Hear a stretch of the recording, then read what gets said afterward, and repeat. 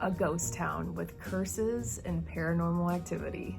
Hi everyone, and welcome back to Avery After Dark. I'm your host, Avery Ross, and this is episode 2. For today's episode, we're packing up and heading west, and trust me, this is a story you're gonna want to hear. This is the ghost town of Bodie, California.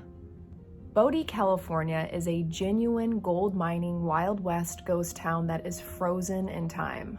Bodie sits an hour northeast of Yosemite National Park, and the history of its town is fascinating. Starting back in 1859, a miner named William S. Bodie set out searching for gold with a couple other miners near the hills close to the California-Nevada border. He had found the place he was looking for, but William Bodie sadly passed in a snowstorm that following winter and would never get to see the town that would be named in his honor. And slowly but surely, Bodie began attracting residents. In 1875, a large vein of gold and silver were discovered, and that attracted even more people. And Bodie was booming by 1879. It had 40 to 50 new people moving into town a day. The townspeople of Bodie had built over 2,000 buildings in a long main street where the townsfolk would gather. It had 200 restaurants to serve the thousands of hungry miners and their families. Bodie had barbershops and a church.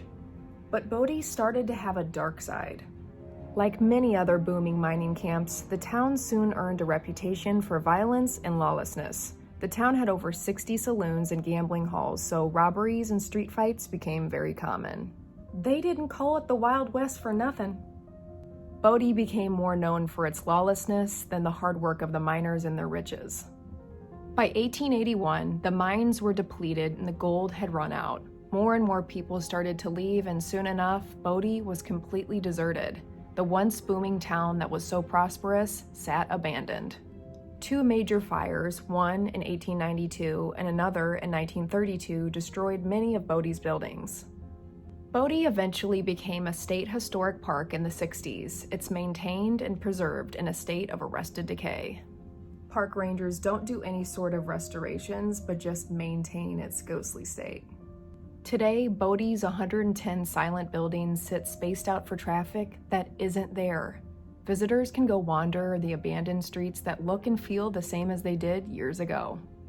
Visitors say that walking through Bodie feels like you've traveled back in time.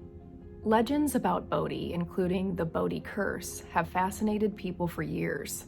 Supposedly, if visitors take anything from this old ghost town, even so much as a pebble, they will be cursed with bad luck until the stolen item is returned. Sounds just kind of like a good way to stop people from stealing anything, right?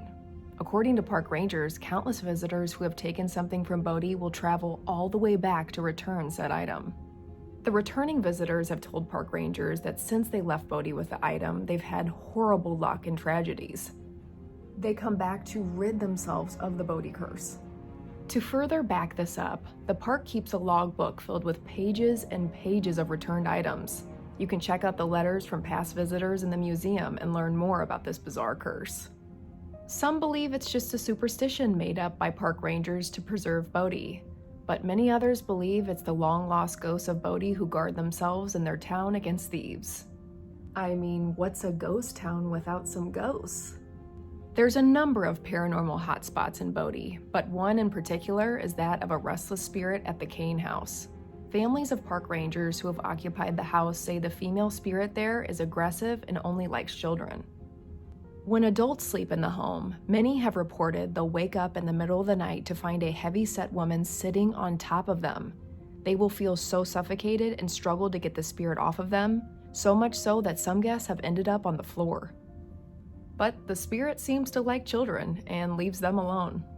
I think it'd be so interesting to take a walk through Bodie, but I would not be bringing anything home with me, nor would I be spending the night. And what are your thoughts on this real-life ghost town? Would you want to visit Bodie and travel back in time? If you liked this video and want more, like and subscribe, and I'll see you next episode.